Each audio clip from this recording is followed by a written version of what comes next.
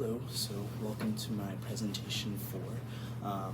My presentation is about why the UNM Mental Health Distress and Suicide Prevention and Intervention Grand Challenge should deserve national, international, local support, just because it's a big issue and something that I can kind of relate to just through kind of seeing it myself over the years. Especially during COVID, which is kind of what I want to focus on. So my thesis here is why we should focus kind of on the effect COVID had, especially amongst our youth, in terms of isolation. My thesis precisely is COVID-19 created new mental health issues and increased suicide rates due to isolation and increased usage of social media and internet access, especially through online schooling, social media, and all of that good stuff. So COVID-19 caused a lot of children to be stuck at home, obviously, for I think it was 2 years almost that we weren't in schools, which kind of stunted a lot of social growth. Those are some pretty crucial years to be going to school, especially for many, if they're just developing social skills and whatnot. To have those 2 years where you're just stuck at home, not able to talk to anybody, not able to go out, not able to see anyone, that can be pretty devastating to your social growth, obviously.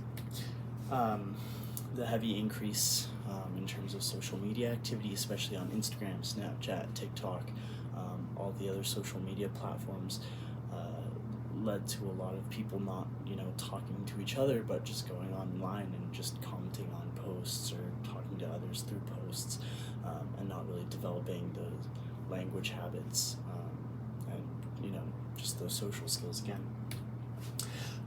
Social media, especially through this time, often also glorified a lot of poor mental health.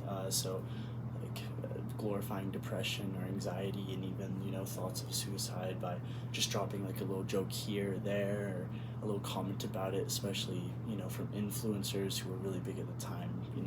It can lead to a lot of kids being like, oh yeah, this is okay, or like this is something we can joke about, it's not that serious, and obviously it is a very serious thing, but I think that also caused a lot of damage.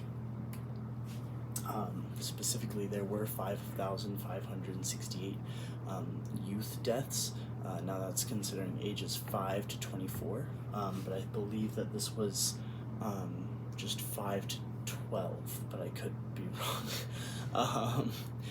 But this was, it's a lot of deaths, especially in people who haven't even gotten to adulthood yet and haven't gotten to experience what life is truly about.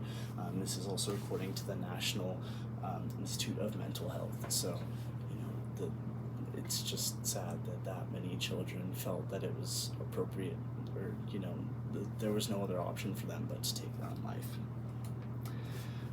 The increase, kind of according to data from the Nationwide Children's Hospital, was because of depression and anxiety and social isolation, which again just ties back to, especially if you don't have any siblings or anything, all those children just stuck at home with no one to play with, no one to talk to, no one to relate to about struggles they may be facing, and no one really to talk to other than their parents. But oftentimes if their parents have to work or anything, they're just alone and there's no one else they can talk to really.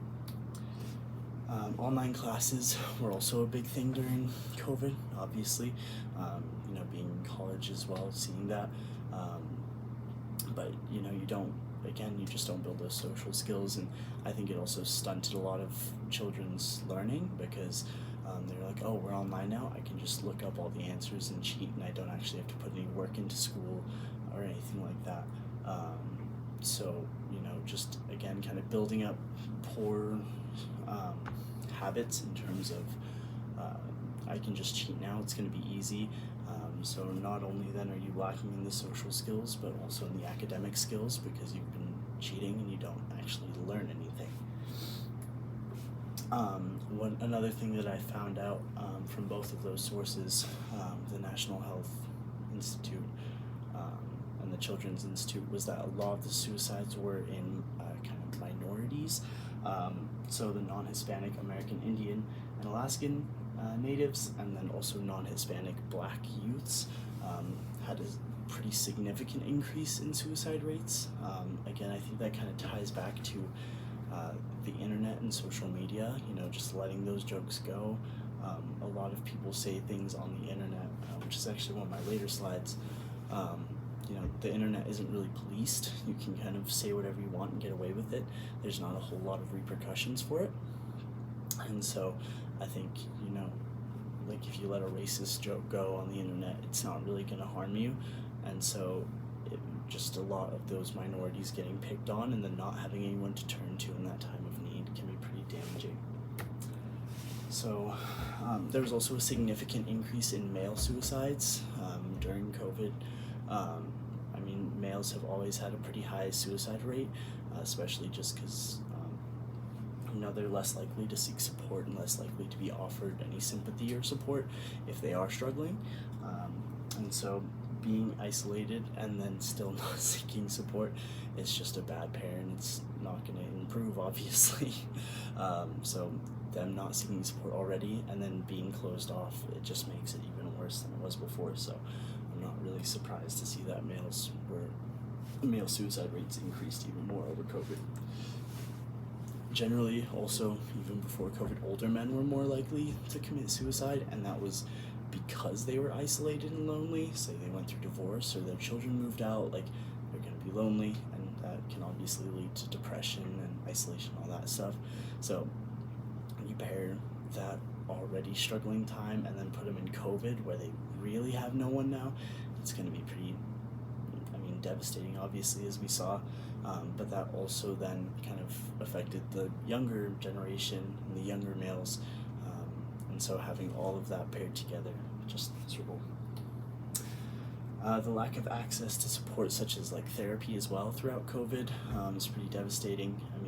We had online therapy, but it's just not the same, especially if you need a hug, you need a hug. You can't get that through a Zoom call. So I think that just not having the same sort of access to mental health resources and whatnot also led to a lot of declining mental health, and kind of needs to be focused on in terms of rebuilding that connection and all that good stuff. This is that slide I was kind of mentioning earlier, where the internet is just a really cool place, and you can kind of let anything fly, especially just because you're protected by that screen. No one can harm you through a screen physically, but verbally they definitely can.